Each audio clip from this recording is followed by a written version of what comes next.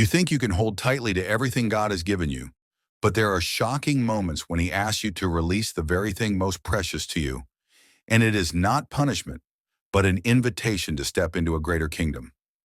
When Abraham brought Isaac up Mount Moriah, he did not know that God was hiding a secret.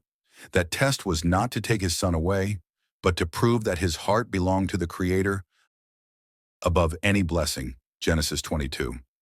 You may be standing in the same battle where God touches the very thing you clutch most, a relationship, a dream, a position, even your very identity, and His call echoes, let it go. The disturbing truth is that He rarely gives you the reason beforehand, because faith is not built on explanations but on trust. Yet hidden within that demand is preparation for something far beyond your imagination.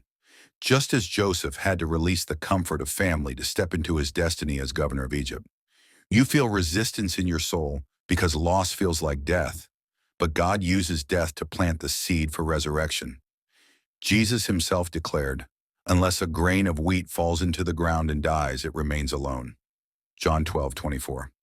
When He touches what you treasure most, He is protecting you from an invisible chain. Often, the very thing you cling to is the shackle holding you back from greater blessing.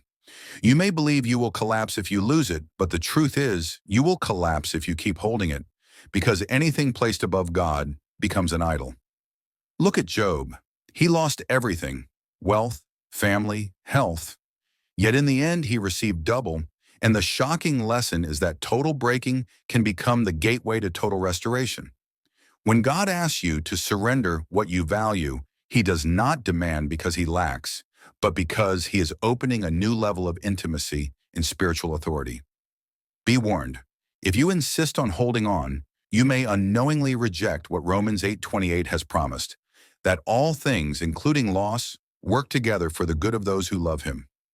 You are not called to understand everything, but to trust, and it is in the trembling moment of release that you will feel Him place something far greater into your hands.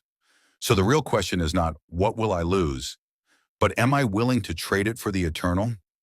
You must decide, will you keep clinging to the temporary, or will you dare to step into the freedom that only absolute obedience can unlock?